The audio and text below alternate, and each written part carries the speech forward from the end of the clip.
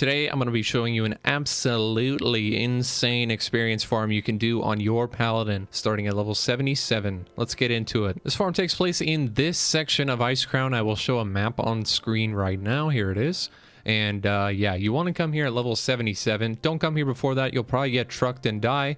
It is a little bit difficult, but you're able to pull off some crazy experience gains here. So let me show you everything I'm doing. So let me tell you about the abilities the NPCs have. There's just a few that are important, but you do need to know them because you're going to deal with them pretty much constantly. The first one being an AoE shout ability that reduces your movement speed by 60%. Very annoying to deal with, but freedom cancels it out completely, and free action potions cancel it out completely. So you can use both of those things together. You pretty much eliminate it as a problem. The second ability you have to watch out for is the Mortal Strike ability. Now, it'll pretty much be on your character 100% of the time, so you're only going to be getting 50% of the healing that you normally would. This includes the healing you get from Seal of Light and Judgment of Light, as well as your Colossus Trinket. Honestly, if it wasn't for the Mortal Strike ability, we'd probably be able to push this way farther. I mean, we'd probably be able to bump this up to maybe 900,000 or even 1,000,000 experience per hour doing this AoE farm. But unlucky for us, the Mortal Strike is super powerful and the mobs do a lot of damage, so we just can't really out-heal the damage they do with a 50% healing reduction, which is why I'm assuming Blizzard put it in the first place, along with that movement speed reduction. But fortunately, we can still kind of get past those things and make use of this. It is still really good at 750,000 experience per hour. You can probably take it even farther if you have better gear than me, but this is what I'm rocking right now, and this is without looting. I'm not looting anything. I will come back here when I'm level 80 and do some farming specifically to see how much gold it is. These things do all drop loot, and it is pretty good. I mean, it drops Frostweave and good amount of silver and all the good stuff. So I'll come back here at level 80. For now, this is strictly about experience. I'm not going to go into gold at all, but if you want to come here and try to farm some gold, if you're level 80 on the beta, then go for it. It's perfectly viable for that as well. You can also really speed this up by using consumes. So for instance, you can use sappers on cooldown.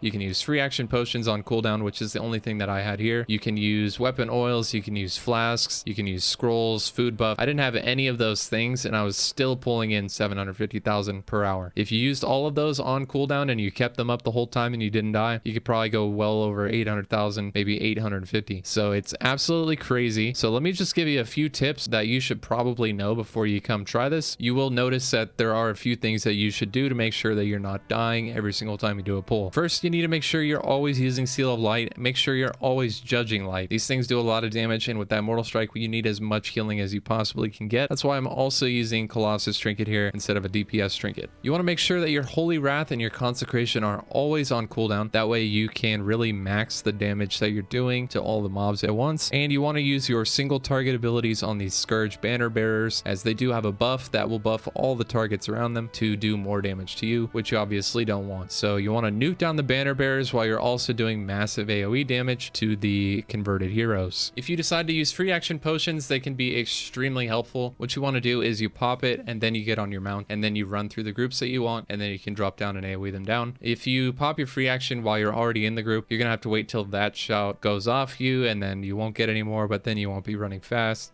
So just pop it before you mount. It's much better that way. My next tip for you is to make sure that you're always using your defensive cooldowns. We have a ton of tools to mitigate damage and reduce the number of deaths when doing things like this, so make sure you're utilizing them. Pop your Colossus every time you can, pop Divine Protection every time you can, pop Divine Shield every time you can. It'll really just make your life a lot easier. Other than that, it's pretty much just an endless, mindless mob farm, and there's not really too much to it. Just make use of your cooldowns, do as much damage as possible, and don't die, really. That's all there really is to it. Unfortunately, this is an open world farm, which means you might encounter other players, especially if they've seen this video. Hello? There's not really too much you can do about that. I mean, maybe try and swap to a different layer. I'm sure there's going to be plenty of layers come Wrath, or maybe you could just tell that person, hey, I'll take this side, you take that side. But it's a pretty big area, so if there's 2 or 3 people doing it, it might not be a big deal, but any more than that, you're probably going to see some experience reductions. So just make sure you're aware of that. So let's talk about the experience really quick. When I first started, the timer was at 0. I had 70,000 experience on my character starting at level 77. After exactly 1 hour of farming, I had 810,000 experience.